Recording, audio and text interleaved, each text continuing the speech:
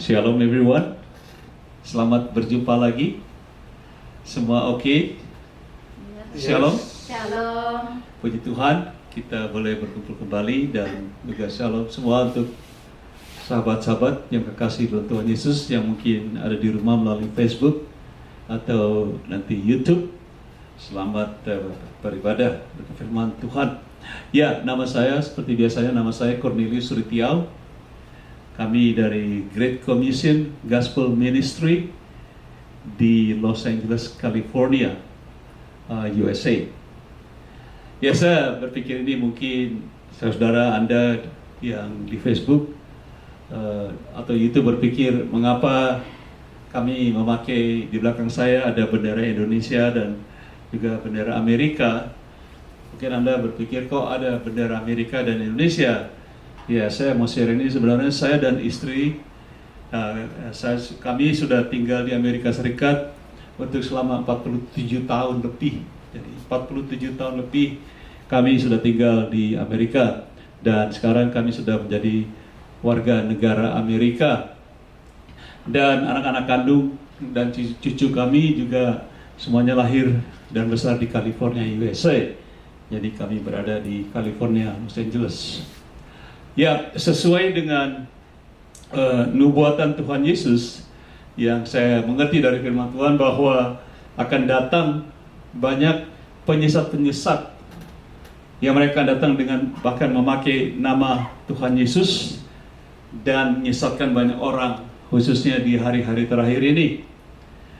Akan ada banyak nabi-nabi palsu dan guru-guru palsu yang akan muncul dan mengajarkan pengajaran-pengajaran lain yang sangat tidak sesuai dengan pengajaran kitab Injil keselamatan Kristus Yesus. Jadi hari ini kita akan belajar tentang kebenaran firman Tuhan tentang hal-hal ini yang akan kita pelajari bahwa menurut nubuatan Tuhan Yesus dan perkataan firman Tuhan. Ya, saya suka mengajar di sisi lain dari firman Tuhan karena kami sering mendengar hamba-hamba Tuhan mengajar tentang berkat dan damai sejahtera dan apa yang lain sekalinya. Tapi saya ingin mengajarkan sisi lain dari firman Tuhan, yaitu mengajarkan bahwa kita harus berhati-hati. Amin. Akan banyak pengajaran-pengajaran di akhir zaman ini yang tidak sesuai dengan Injil keselamatan. Mari kita berdoa. Bapa di surga, terima kasih pada hari ini Tuhan pimpin kami, berkati firman-Mu, berkati kami jemaat-Mu yang ada di sini dan juga di Facebook, mungkin di YouTube, dan khususnya berkati hamba-Mu ini di dalam nama Tuhan Yesus Kristus hamba berdoa dan semua katakan Amin. Amin. Bapak Ibu, mari kita akan langsung masuk ke judul, title dari semuanya kita pelajari hari ini, dan nanti ayat-ayat tertera seperti biasanya. Saya sangat suka mengajar firman dengan ayat-ayat yang tertera di layar atau di tembok. Mungkin kalian di rumah sudah bisa melihat. Jadi kita baca. Jadi Steve sedang menolong kita dengan kameranya. Oke, jadi judulnya kita baca di tembok, mengenai pengajaran sesat. Sekali lagi, mengenai pengajaran sesat. Subtemanya sibuk dengan dongeng. Sibuk dengan dongeng. Bahasa Inggris, about the false teachings. Subtitle, give heed to fables. Dan saya akan ambil dari pertama Timotius, 1 Timothy pasal 1 ayat 1 sampai 11. Dan saya akan bagi dalam 4 poin dalam ayat-ayat ini. Dan kita akan maju dalam poin nomor 1. Poin number 1 kita akan lihat di sini, yaitu dari ayat 1 dan 2, yaitu kata pendahuluan, the introduction. Let's read the verse 1 and 2. Mari kita baca ayat 1 dan 2. Di sini dikatakan, dari Paulus, Rasul Kristus Yesus, menurut perintah Allah. Katakan, menurut perintah Allah. Juru selamat kita dan Kristus Yesus, dasar pengharapan kita. Ayat 2, verse 2. Kepada Timotius, anakku yang sah di dalam iman, kasih karunia, rahmat dan damai sejahtera dari Allah Bapa dan Kristus Yesus Tuhan kita menyertai engkau. Jadi di sini kita baca bahwa surat ini ditulis oleh Rasul Paulus kepada anak rohaninya yaitu Timotius. Dan ya Paulus tidak punya anak ya, tapi dia mempunyai anak rohani. Ada beberapa ya, kemarin kita juga belajar, ada lagi Titus salah satunya juga ya. Dan kita akan sudah lihat tadi kata pendahuluan bahwa Paulus ini dia menjadi rasul karena perintah, kata-kata perintah Allah. Jadi dia tidak pernah bersama-sama Tuhan Yesus kalau dibandingkan dengan murid-murid yang lain, tapi dia bertemu dengan Tuhan Yesus dan dia bertobat dalam perjalanan ke Damaskus untuk membunuh lah, boleh kita mengganyang orang Kristen. Tapi Tuhan Yesus bertemu dan dia jatuh dari kuda dan bertobat, dan sejak itu dia dipilih menjadi hamba Tuhan. Jadi surat ini dituliskan oleh Rasul Paulus kepada Timotius. Minggu lalu kita belajar kepada Titus. Nah, kita lihat lanjutnya poin nomor 2, yaitu saya ambil dari ayat 3 dan 4. Jangan mengajar ajaran lain. Do not teach other doctrine. Kita akan baca ayat 3 verse 3. Di sini ini yang dituliskan kepada Timotius, yaitu ketika aku hendak meneruskan perjalanan ke wilayah Makedonia, aku telah mendesak engkau supaya engkau tinggal di Efesus dan menasihatkan, katakan menasihatkan, orang-orang tertentu agar mereka jangan mengajarkan ajaran lain. Jadi Paulus rupanya melihat ada orang-orang di daerah Efesus, dan dia melihat banyak orang sudah mengajar ajaran lain yang tidak sesuai dengan pengajaran tentang Kristus. Nanti kita akan belajar. Dan rupanya pada zaman ini Rasul Paulus ini banyak pengajaran yang tidak cocok dengan pengajaran kebenarannya firman Tuhan. Dan kita akan lihat di sini pengajaran semacam apa yang dipakai pada zaman ini, zaman Rasul Paulus ini, sehingga tidak cocok dengan pengajaran firman Tuhan. Jadi ayat 3 di sini dikatakan verse 3, go back Steven, dan Paulus menasihati, dia mendesak supaya jangan Matius tinggal di Efesus, dan dia mengatakan supaya menasihati orang-orang tertentu, saya tidak tahu siapa, agar mereka jangan mengajar ajaran lain. Jadi orang-orang tertentu ini mengajar pengajaran yang tidak sesuai. Verse 4, ataupun sibuk dengan dongeng, katakan dongeng, dan silsilah yang tiada putus-putusnya, yang hanya menghasilkan persoalan belaka dan bukan tertib hidup keselamatan yang diberikan Allah dalam iman.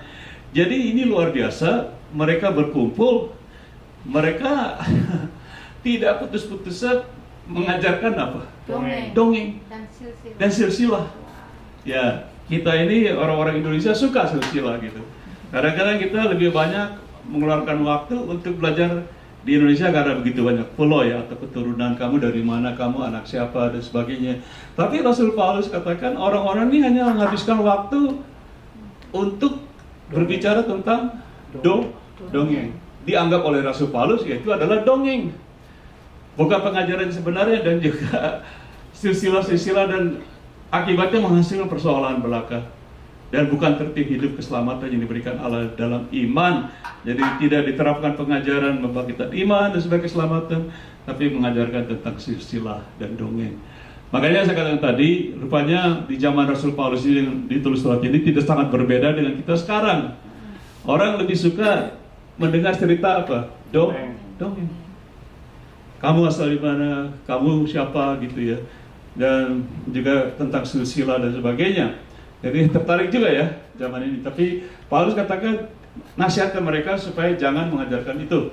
Oke, Timotius. Poin nomor 3, saya tidak lama. Cuma ada 4 poin, 4 kategori, yaitu ayat 5 sampai 7. Tujuan dari nasihat Rasul Paulus, the purpose of the commandment. Jadi kalau bahasa Indonesia nasihat, tapi bahasa Inggrisnya dikatakan commandment. Jadi Paulus memberikan seperti seolah perintah pada surat ini pada Timotius. Kita baca ayat 5.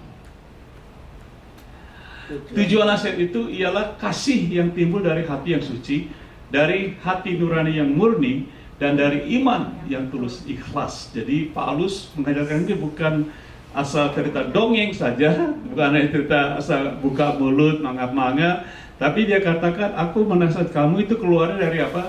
Hati yang suci. Artinya dia serius, dia tidak main-main, dari hati nurani yang murni. Dan apa? Dari iman yang tulus ikhlas. Jadi Paulus mengatakan kepada Timotius, hei, saya nasihat kamu ini bukan sembrono, bukan sembarangan. Ya, bukan asal ini kemauan saya, tapi saya menasihatkan sesuai dengan hati yang tulus ikhlas, yang murni. Saya kasih tahu kamu sebagai anak rohani, oke? Verse 6, ayat 6. Tetapi ada orang yang tidak sampai pada tujuan itu dan yang sesat dalam omongan yang sia-sia. Jadi saya mengatakan, Paulus bilang ada juga nih orang-orang yang mau menasihati, mengajar, tapi tidak sesuai dengan hati nurani dan iman yang murni dan sebagainya, sehingganya pengajarannya menjadi sesat. Kita lihat topik tadi, kan dikatakan janganlah pengajaran doktrin yang sesat.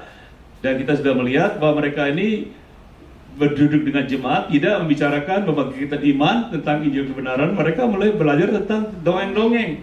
Ya, kalau kalian tahu kan Yahudi itu orang timur juga ya, seperti Indonesia ya.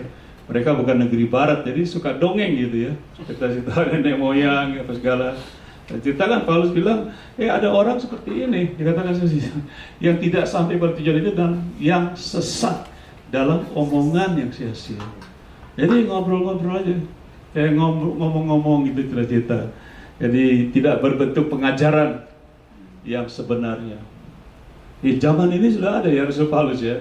Dan kita lihat zaman sekarang juga, makanya kita perhatikan khususnya kami di Amerika ini banyak anak-anak muda yang saya sering duduk juga sama anak-anak muda, saya ngobrol.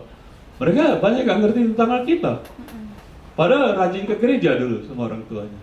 Kalau kita sudah duduk, kita bisa tahu mereka ini pengetahuannya pendalaman Alkitabnya kurang. Tapi kalau kita cerita main bola, mereka tahu football gitu. Di Amerika nih bukan football Indonesia, ini football yang pakai helm. Wow, mereka getol. Ayo ngomongin siapa? Jagoan kamu basketball. Kalau kita duduk ngomong LeBron James, dulu kan Kobe Bryant, itu getol ya. Ini menurut Paulus ini semuanya dongeng aja sia-sia yang tidak bersifat firman Tuhan. Bukan saya katakan ceritanya tidak ada ya. Verse 7, Stephen. Mereka itu hendak menjadi pengajar hukum Taurat tanpa mengerti perkataan mereka sendiri dan pokok-pokok yang secara mutlak mereka kemukakan. Nah ini luar biasa lagi. Mereka mau mengajar hukum Taurat, tapi mereka sendiri gak ngerti apa mereka ngomongin. Jadi asal boleh saya katakan nebak-nebak gitu. Baik saudara, orang-orang ini yang sia-sia omongannya, mereka mengatakan, oh kita tahu hukum Taurat, kita mau ngajarin kalian. Tapi mereka sendiri nggak ngerti apa itu isi hukum Taurat. Sehingga kita lihat nanti mereka apa sih pokok-pokok yang secara mutlak mereka kemukakan. Mereka nggak ngerti semua ini. Oh, itu ngomongnya indah gitu, bagus. Tapi mereka sendiri nggak ngerti apa mereka ngomongnya. Mau nggak saudara duduk sama orang-orang semacam ini diajarin? Kita belajar firman Tuhan, tapi dia sendiri kok bingung yang ngajarin, nggak ngerti apa itu kita sendiri. Kalau yang ngajarnya nggak ngerti, bagaimana yang pendengar jemaatnya ya?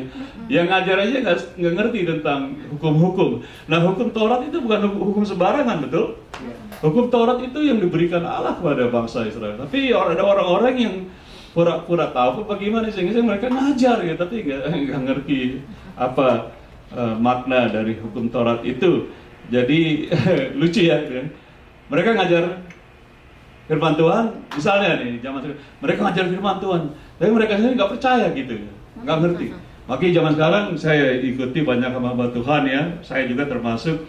Kita sering contoh nih, mengajar, oh keselamatan kita sendiri nggak yakin keselamatan. Amin. Coba bagaimana ya? Pernah dengar ada orang bilang bahwa kita tidak selamat sampai selama-lamanya, bahwa kita akan kehilangan keselamatan. Halo? Jadi buat apa kita mengajar tentang keselamatan, kita tapi tidak percaya kalau keselamatan itu selamanya kekal.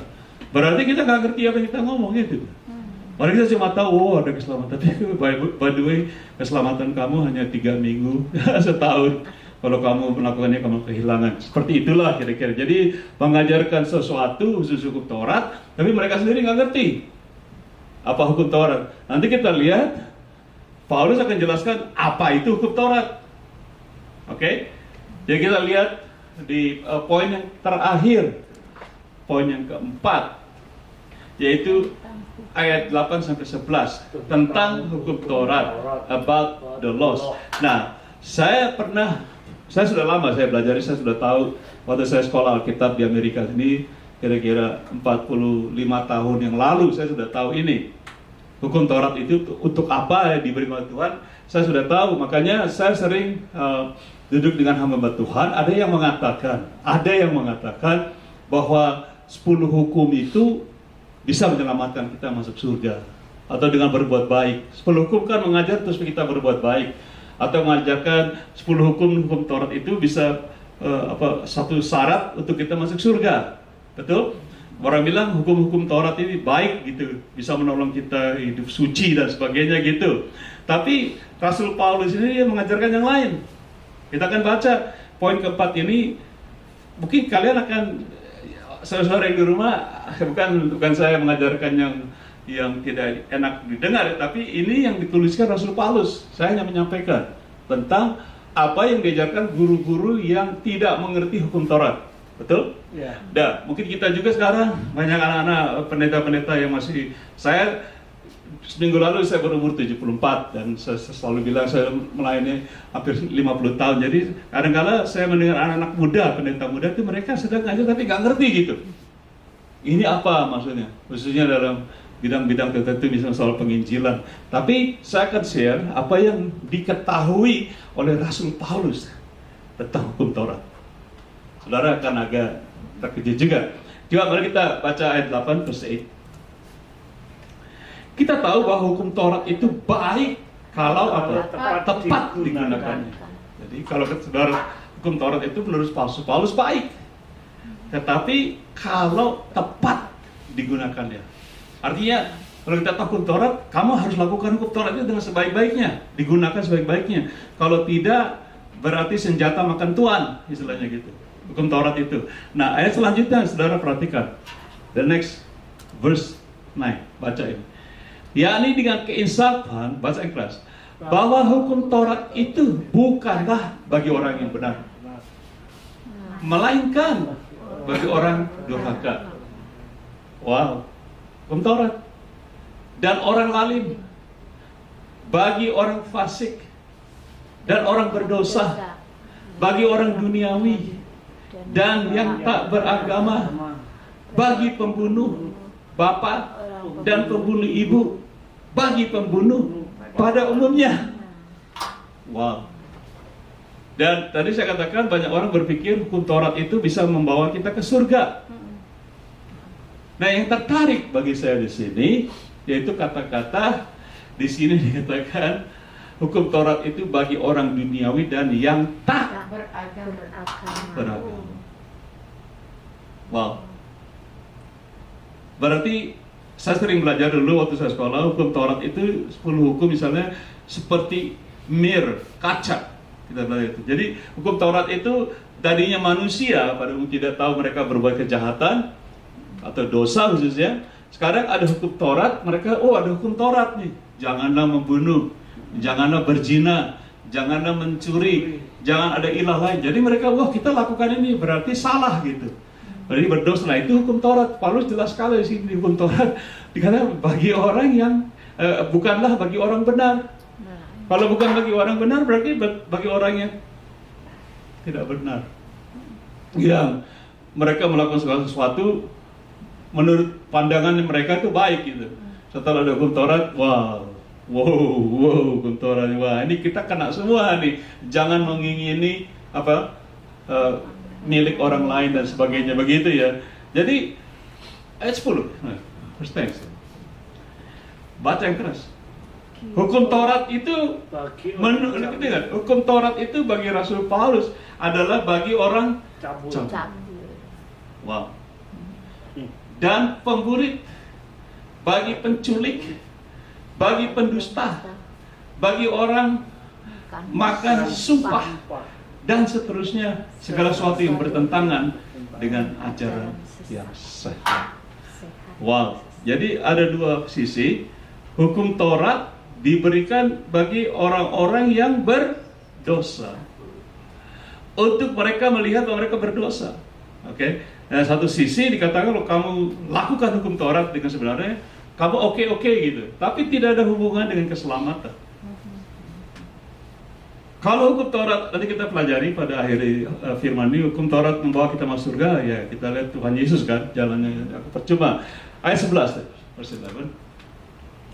Yang berdasarkan Injil dari Allah yang mulia dan maha bahagia seperti yang telah dipercayakan kepadaku. Jadi hukum Taurat itu dengan Injil itu berbeda.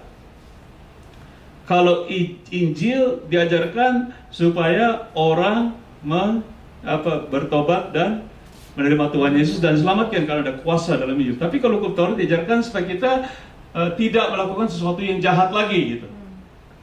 Tadi kita sudah baca, bahkan dituliskan untuk orang cabul, orang segala macam, itu hukum Taurat. Jadi kalau Anda, ini saya hanya menghimbau, kalau Anda, saya dan kita semua, kalau kita percaya hukum Taurat, kalau kita hanya melakukan separuh-separuh, oke, dari semua hukum Taurat, Yakobus tidak salah, Yakobus katakan kalau kita seperti rantai bundar, kalung bundar, rantai gitu, kalau kita gagal satu, kita gagal semua. Nah itu bahayanya hukum Taurat. Jadi kita disamakan, dituliskan untuk orang pencuri, dari apa tadi segala macam listnya, orang cabul dan sebagainya. Jadi kalau Paulus katakan kalau kamu melakukan hukum Taurat harus seluruhnya. Ya, guess what? Ini dituliskan oleh Rasul Paulus. Mungkin Anda ada yang sudah mengetahui, mungkin ada yang belum. Saya hanya kasih tahu. Menurut Alkitab bahwa Rasul Paulus sendiri adalah dulu namanya Saul. Saul adalah mantan dari seorang Farisi. Dan dia hanya bukan saja mantan, tapi dia mengaku bahwa saya seorang Farisi yang tidak bercacat. Halo? Dalam melakukan hukum Taurat. Dia Farisi yang tidak pernah bercacat di dalam melakukan hukum Taurat. Makanya dia berani tulis surat ini menurut Timotius. Ini loh hukum Taurat. Nah luar biasa, pada masa itu banyak orang mengajarkan hukum-hukum seperti ini, tapi mereka tidak mengajarkan dengan pengetahuan. Ngerti? Iya. Seperti Rasul Paulus ini. Mereka tidak ngajar, oh saya tahu itu apa hukum. Paulus tahu karena mantan Farisi. Dia tuliskan ini. Jadi boleh katakan Paulus waktu kita baca tadi ayat sebelumnya, dia bukan mangap doang ya, dia tahu apa itu hukum Taurat. Nanti kita lihat apa bedanya antara hukum Taurat dengan Tuhan Yesus. Jadi setelah Paulus bertobat, dia mengatakan pada Timotius, ini loh yang harus kamu lakukan. Kasih orang-orang nasihat supaya mereka jangan ngomong gombal, gitu ya. Supaya mereka jangan ngajarkan gombal. Mereka sendiri nggak ngerti, nggak tahu apa-apa. Tapi nasihat mereka, jangan doktrin-doktrin yang dibuat-buat gitu ya. Saya sering, bukan saya menunjuk jari dan saya menuding. Saya sering duduk sama orang-orang yang satu ayat dicomot dijadikan doktrin. Saya bilang bagaimana nih, kemarin saya duduk lama dengan salah seorang dari Indonesia, 3 jam ngobrol banyak tentang firman Tuhan. Dia segala macam keluarinnya. Pertanyaan saya bilang, nanti kok orang nggak tahu, ngerti ya gitu. Kitab yang sebenarnya ada orang-orang yang comot satu ayat, terus, kalau gitu kita nggak usah gini. Menurut ayatnya kita, sebetulnya kita harus firman Tuhan seperti jeruk dibandingkan dengan jeruk gitu. Jadi ayat ini bilang gini, kamu bandingnya. Tapi ada orang yang mencomotnya jadikan doktrin. Nah Paulus bilang, sampai pada saat kita belajar mereka hanya ngomong dongeng pun dijadikan doktrin. Wow. Ngomong silsilah. Oh kita begini, bagi orang yang beragama ya. Nah itu tentang di zaman itu, zaman Rasul Paulus tentunya orang-orang beragama Yahudi. Tapi bagaimana dengan kita sekarang ya? Bagaimana dengan kita sekarang di zaman-zaman ini? Yang saya akan tekankan di sini yaitu pengajaran tentang hukum-hukum Taurat, itu juga seperti hukum-hukum agama, betul? Hukum Taurat diberikan pada agama Yahudi, Judaism. Bagaimana agama-agama yang lain yang tidak mengajarkan Injil yang sebenarnya? Nah ini juga kita harus hati-hati. Saya pernah bersaksi dengan seorang yang dari agama lain, ketemu di klinik. Saya sering kalau klinik berdoa, ngobrol-ngobrol, dia bilang, oh kami juga, kita ada kitab Injil, kita ada loh, kitab Injil yang bagaimana? Saya tanya gitu. Jadi saya juga agak terkejut juga begitu ya. Tapi dengan ini saya akan masuk di konklusi dan kita sudah hampir selesai. Kesimpulannya dan aplikasi. Let's go to application mengenai pengajaran sesat. Oke, ini kesimpulan. Jadi kesimpulannya, hukum Taurat dan juga termasuk semua hukum-hukum agama lainnya adalah bukan, katakan bukan, Injil keselamatan Kristus Yesus. Ngerti? Hukum Taurat, kalau bagi saya, ngerti, yang saya tahu, yang saya pelajari, hukum Taurat diberikan oleh Tuhan kepada Musa, melalui Musa. Tapi saya tidak pernah lihat ada nabi-nabi lain Allah memberikan hukum-hukum begitu ya. Agama-agama, saya tidak tahu ya, ada yang diciptakan, saya tidak tahu. Tapi kalau hukum Taurat di agama Yahudi, dan Paulus mengatakan ini hukum-hukum ini dibuat untuk orang-orang seperti ini gitu. Saya pikirkan berarti hukum-hukum agama yang lain juga hukum-hukum agama diciptakan juga untuk mengadakan orang-orang yang seperti ini gitu. Orang ya kayak kita baca Lise ya, Dino ada hukum-hukumnya. Tetapi bahayanya saya pelajari bahwa hukum Taurat pun yang boleh saya katakan tertinggi dalam hukum agama tidak bisa menyelamatkan kita. Apalagi hukum-hukum agama yang lain. Saya tidak mau sebut nama, tapi mungkin Bapak, Saudara juga mengerti agama-agama lain. Mereka diajarkan, dikasih introduksi dengan hukum-hukum. Kamu harus gini, kalau enggak begini. Itu hukum ya, kamu harus gini, enggak begini. Tapi kalau hukum Taurat sendiri tidak mengajarkan Injil keselamatan, hukum agama tidak juga. Berbeda. Oke. Bagian B, aplikasi dan nyikapi.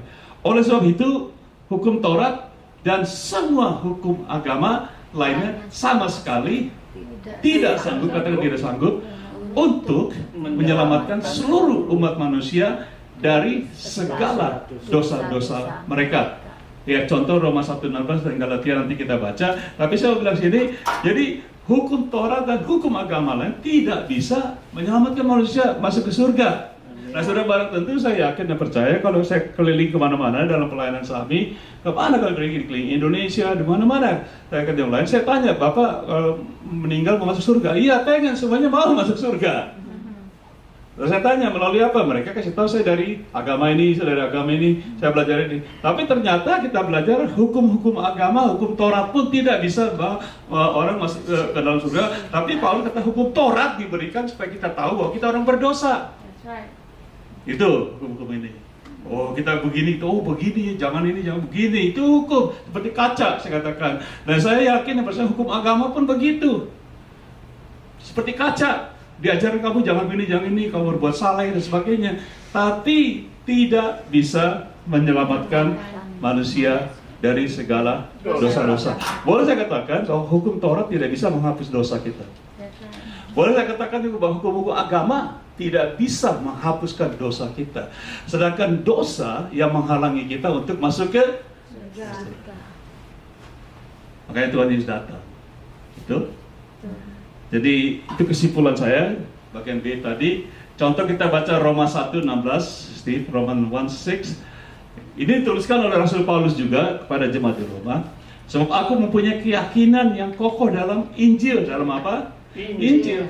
Sekarang Paulus bicara bukan hukum Taurat, Injil. Berbeda. Karena Injil adalah kekuatan Allah yang apa? menyelamatkan. Berapa orang? Setiap Orang yang percaya. Pertama-tama orang Yahudi, tapi juga orang Yunani. Pokoknya seluruh bangsa-bangsa lain lah orang Yunani. Tapi yang penting saya katakan kekuatan Allah menyelamatkan setiap orang yang percaya. Pertama-tama orang ini percaya. Artinya kalau saudara diberitakan Injil, katakan tadi, ini Injil betul, saudara percaya dan bertobat, menerima Tuhan Yesus Kristus. Itu Injil. Injil adalah Kristus. Good news, the gospel is Christ, about Jesus Christ.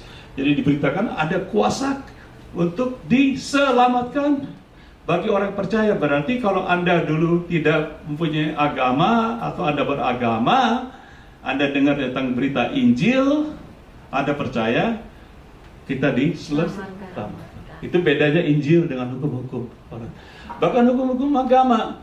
Saya tidak pernah mengatakan mendengar kemarin. Saya duduk sebagai seorang penginjil. Saya sering duduk-duduk ya Jakarta nongkrong lah di gardu gitu ya, ngobrol-ngobrol. Saya tidak pernah orang bilang mengatakan apa yang diajarkan agama saya yakin 100% saya mati saya masuk surga. Nggak pernah dengar saya. Betul? Betul. Tapi yang sering didengar apa? Kamu bagaimana? Berarti agama kamu ngajarin bagaimana nanti kalau kamu mati masuk? Oh, mudah-mudahan. Betul? Betul. Mudah-mudahan. Padahal mereka ini udah tingkatan tinggi, udah belajar segala macam hukum-hukum agama. Tapi kalau saya tanya, tetap jawabnya apa? Mudah-mudahan. Dan ditambah lagi dikatakan saya harus melakukan ini, saya harus melakukan ini, ABC-nya keluar gitu. Nah, ABC ini kan hukum-hukum agama. Ngerti? Jadi jelasnya bahwa hukum Taurat dan hukum agama tidak bisa menyelamatkan kita. Kecuali kalau kita percaya kepada Injil Kristus. Tepuk tangan dong buat Yesus, luar biasa. Jadi jelas ya. Tapi tetap banyak orang yang mengajarkan lain. Nanti. Jadi orang berpikir, oh cerita dongeng aja, kita sil aja, pokoknya kita udah, misalnya kita udah ke gereja udah beres. Enggak saudara, gereja bukan juru selamat, gereja bukan Tuhan Yesus ya, gereja manusia gitu ya. Atau saya udah sekolah teologi tinggi udah beres. Tidak. Kemarin saya taruh di postingan, tahukah Anda bahwa setan lebih pintar dari sekolah tinggi apapun di dunia ini? Saya tulis di postingan, mungkin kalian pernah baca postingan saya tulis, setan itu lebih jago. Biar saudara baca Alkitab, setan lebih hebat. Saya katakan lagi, kalau tidak ada setan, di dunia ini tidak ada Alkitab. Betul. Jadi dia tahu, begini-begini ditulis, dia ngomongin Jakarta nih, ngomongin gua lagi nih, si Paulus ngomongin, dia tahu si Alkitab. Dan dia lebih jago, lebih hebat. Makanya untuk dia mengalahkan kita, dia hanya menipu, ditipu. Oh ini nggak begini, gitu-gitu lah, dengan tipu muslihat iblis. Nah, kita baca next verse, Stephen. Galatia yang saya coba tadi. Ini Rasul Paulus juga yang menulis pada jemaat Galatia, seorang mantan Farisi yang tidak pernah bercacat di dalam melakukan apa? Hukum Taurat. Dia mengaku, aku tidak pernah bercacat. Dan dia bilang ini, aku tidak menolak kasih karunia Allah. Baca yang keras. Sekiranya ada kebenaran oleh hukum Taurat, maka sia-sialah kematian.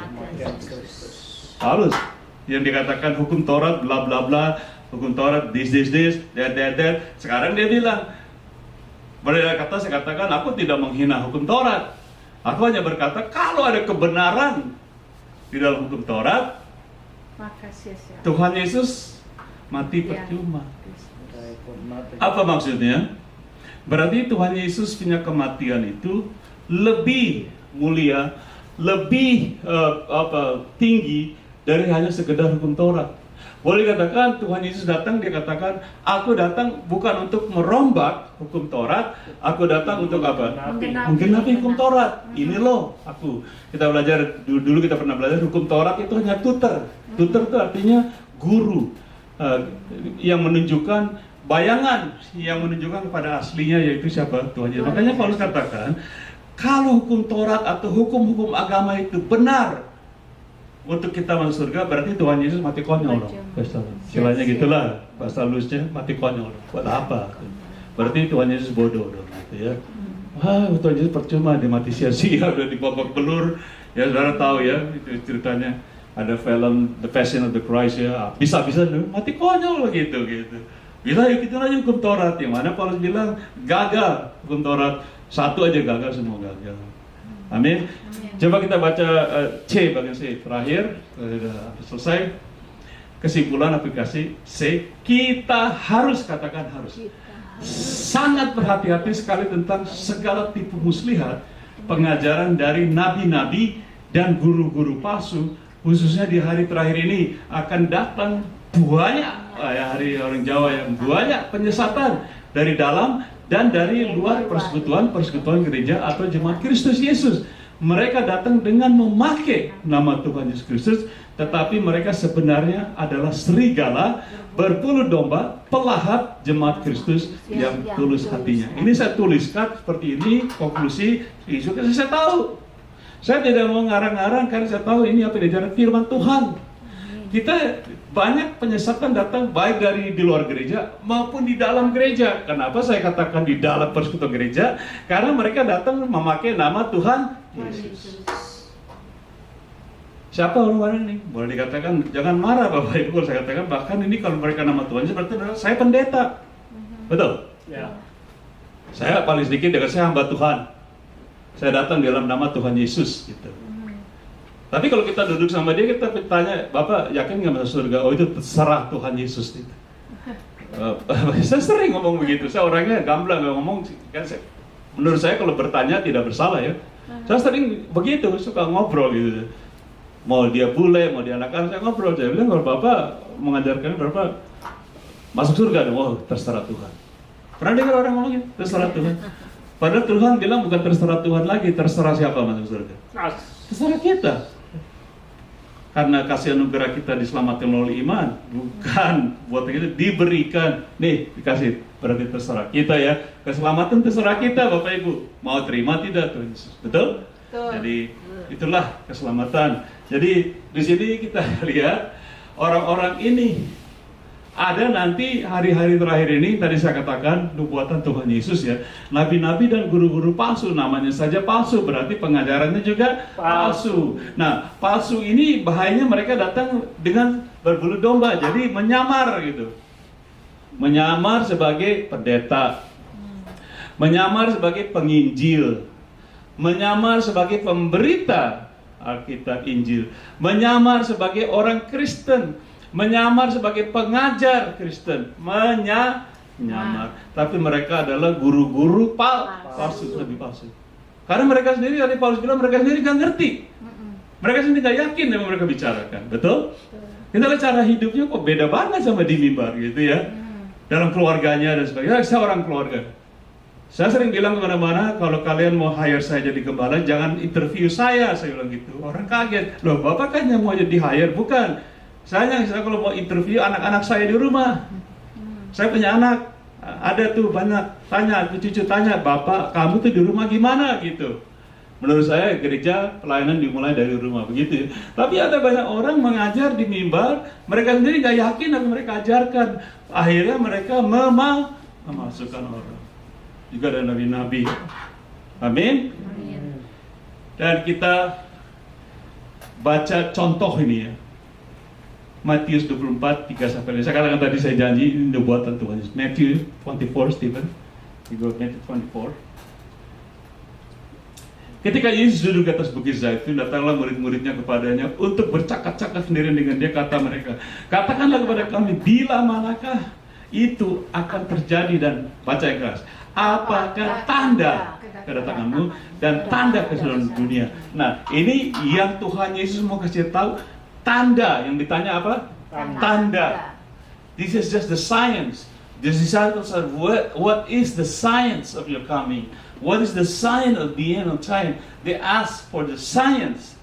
And Jesus is gonna answer. Tuhan Yesus akan menjawab, oke, kamu nanya apa tanda-tanda tentang akhir zaman sebelum aku datang, betul? Aku kasih tahu. Next verse, 4. Verse 4. Jawab Yesus kepada mereka. Bahasa Inggris. Waspadalah supaya jangan ada orang yang menyesatkan kamu. Nah, ini Tuhan Yesus. Dia ngomong sama kamu di sini siapa? Murid-murid. Murid-murid. Dikasih tahu, the disciples. Be on guard. Be watchful. There's gonna be a lot of deception. sebelum aku Datang. kan nanyanya kapan tandanya apa tanda seperti Tuhan datang akhir zaman. Tuhan Yesus saya tahu jawab akan ada banyak Penyesalan. Bapak Ibu, ini Tuhan Yesus yang ngomong, bukan saya. Nah ini Matius 24, nubuatan tentang akhir zaman yang ini disebutkan oleh Tuhan Yesus 2000 tahun lebih. Ya tahu? Ya. 2000 tahun lebih. Dituliskan juga di buku Matius 2000 tahun lebih. Tapi Tuhan Yesus kasih tahu tentang sekarang. Sebelum kedatangannya yang kedua kali. Sebelum akhir zaman. Kalau dia bilang kita suruh berjaga-jaga, kita berjaga-jaga tidak? Iya. Berjaga-jaga dari apa? Penyesakan. Tadi kan Paulus sudah bilang, orang duduk ngobrol-ngobrol ini sesat semua yang mengajar Islam. Orang beribadah kok berbicara soal silsilah, nenek moyang dan sebagainya. Apa ngobrol-ngobrol omong-omongan yang sia-sia, betul kan? Ya. Aduh, mereka duduk ngobrol yang sia-sia, bukan tentang Injil, iman. Oke? Nah, verse 5 Stephen ditambah yang Jesus sebab banyak orang akan datang dengan memakai namaku dan berkata akulah Mesias, dan mereka akan menyesatkan banyak orang. Seperti saya katakan tadi bahwa penyesalan dari dalam gereja sendiri, di belakang mimbar, dan juga dari luar gereja. Ini bahaya. Nah saya katakan, saya mau tanya Bapak Ibu, Tuhan Yesus bohong nggak? Jesus never lied, right? Kalau dia bilang, it says that a lot of people come in my name, even they claim to be the Christ Messiah, they say, oh saya orangnya gitu. Ada lagi sudah segala macam penglihatan, Tuhan berbicara dengan saya, akan terjadi ini, saya harus begini. Bahaya. Orang zaman sekarang tuh pengajaran nebak-nebak. Saya dengar orang mengatakan, oh saya ada nubuatan, saya bernubuat, saya mengusir setan, saya mengadakan mujizat. Dan akhirnya Tuhan Yesus bilang apa? Saya tidak kenal kamu.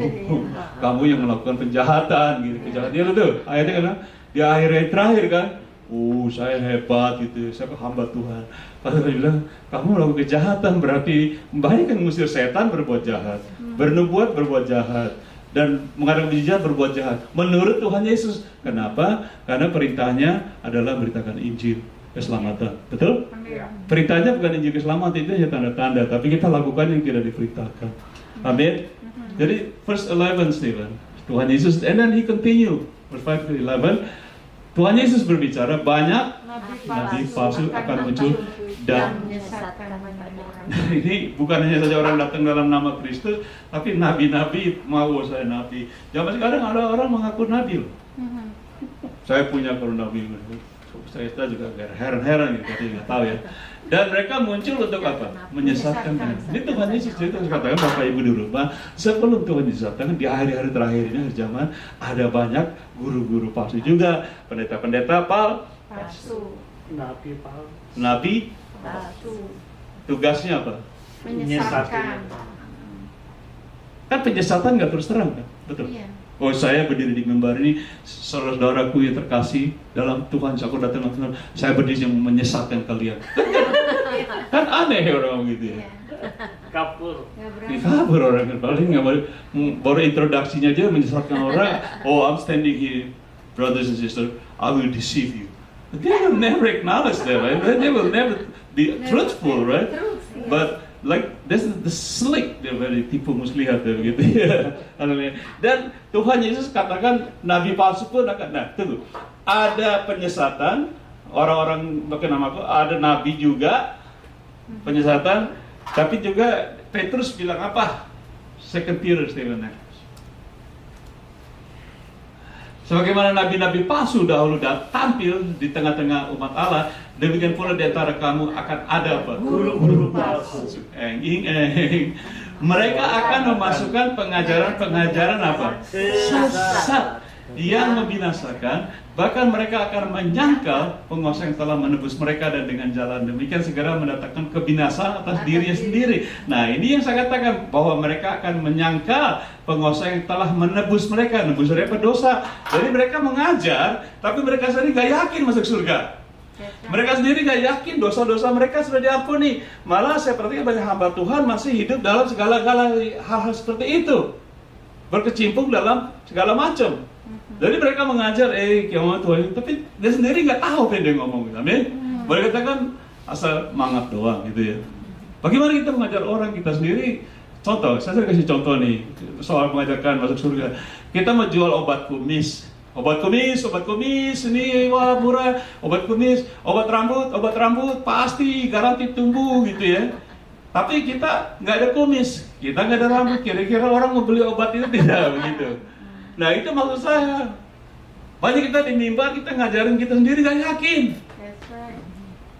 Inilah pengajaran kita menjadi guru Palsu. Ini jelas sekali kan.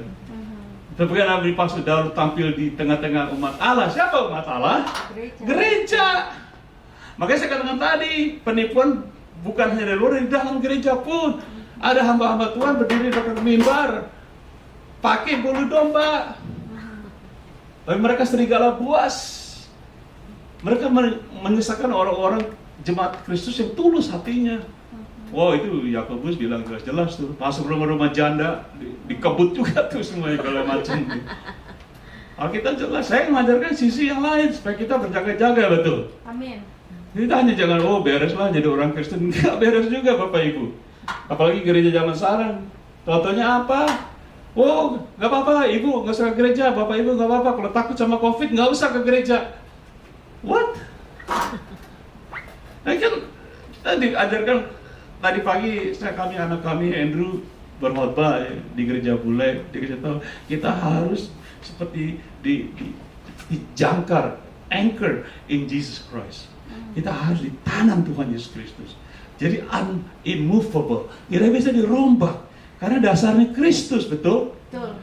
Dasarnya bukan penyakit, dasarnya bukan cobaan, dasarnya Kristus. Tidak bisa diombang-ambing. Nah, kita berdiri harus ngajar itu. Tapi hamba Tuhan, it's okay. Nggak apa-apa sih.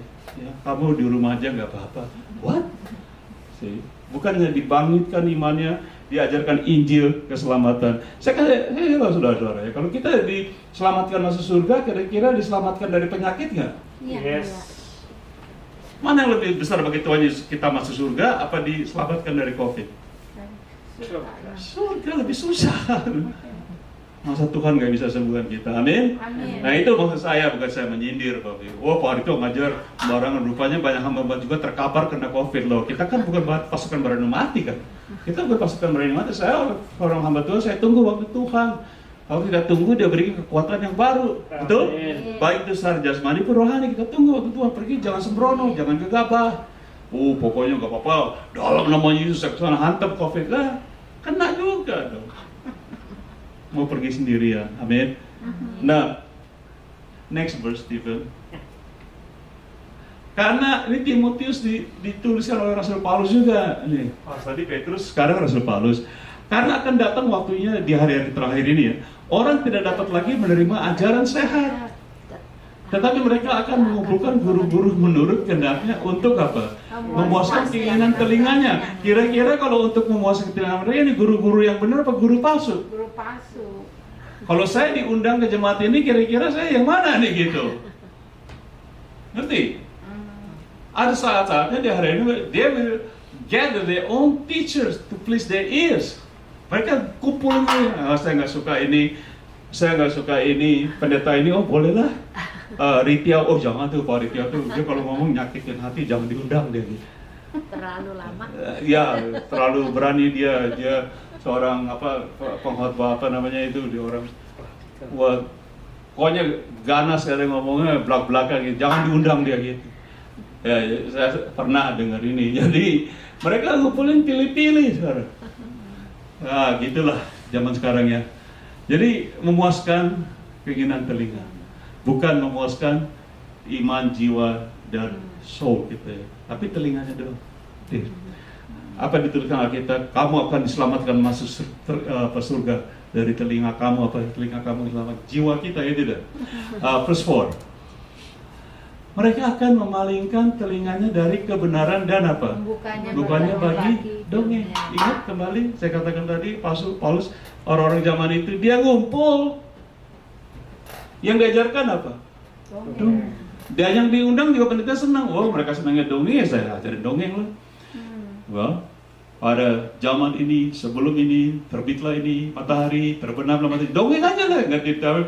Kamu kalau nggak terima Tuhan Yesus masuk neraka. Nggak berani orang ngomong gitu, tidak. Iya. Bubar nggak gerejanya? Oh Bapak jangan ngomong gitu. Saya pernah khotbah. Nanti akhir zaman kita akan perang melawan setan bersama Tuhan Yesus. Ada ibu-ibu nyeletuk, Pak saya nggak mau perang, saya takut perang gitu.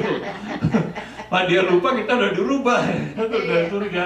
Karena nggak pernah diajarin dia gitu. Pak saya udah tua Pak. Loh emang di surga semua kita jadi tua semua gitu kan? Berubah kan gitu. Seperti itu contoh. Jadi ketakutan menghadapi pengajaran yang sebenarnya. Amin. Jadi mereka kalau dongeng boleh lah Pak, ceritakan ya seperti tadi kata minggu lalu kita mengajarkan cerita di Disneyland, Cinderella, apalagi itu, The Princess, kodok lah bisa jadi dicium jadi pramesuri apa gitu, segala macam dongeng-dongeng yang diajarkan dan dibeli oleh jemaat Kristus pada akhir zaman ini. Amin. Dibeli. Oh kamu nggak usah ke gereja nggak apa-apalah, atau kamu dijaga Tuhan. Dah ini dongeng banget gitu ya. Dan orang senang dengar. Last point, verse number Roma, sekali lagi Roma. 18, Stephen, 18 verse 18. Sebab orang-orang demikian tidak melayani Kristus Tuhan kita. Baca ya keras. Tetapi melayani perut mereka sendiri dan dengan kata-kata mereka yang muluk dan bahasa mereka yang manis, mereka menipu orang-orang berjemaat yang tulus hati. Seperti Paulus katakan. Amin. Kalau khotbah di mimbar tuh sama ngomong di gardu berbeda soalnya.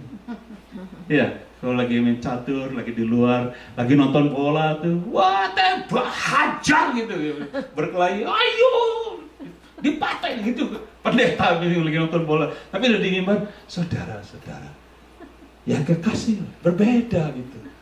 Mulutnya manis sekali. Kan dibilang nih. Kata-kata yang muluk. Mereka melayani perut mereka ya jelas. Saya bilang kata saya lagi bukan arogan Bapak Ibu. Oh Pak Riko pasti dibayar banyak nih mengajar seperti tidak. Ini 1 sen juga nggak ada bayaran ini. Ya saya punya non-profit CEO presiden tapi saya nggak ada gaji 1 sen juga nggak dibayar. Ini semua karena kasih kepada Tuhan Yesus. Amin. Amin. Jadi kalau kita nggak dibayar ya beginilah pengajaran sebenarnya. Tidak melayani perut tidak betul. Kalau saudara nggak dibayar masa melayani perut? Iya enggak? Iya tidak? Oh saya mau melayani supaya saya dapat amplop gitu. Buat apa? Makan. Kalau nggak dibayar gimana? Makan. Amin. Ini Bapak sungguh mati. Sungguh-sungguh saya tidak berdusta. Saya tidak suka ditipu dan saya tidak suka menipu. Tidak ada 1 sen juga. Ini pelayanan ini. Dan itu perut mereka dengan kata-kata mereka yang muluk-muluk dan bahasa mereka yang manis. Mereka apa? Menimu orang-orang jemaat yang tulus hatinya.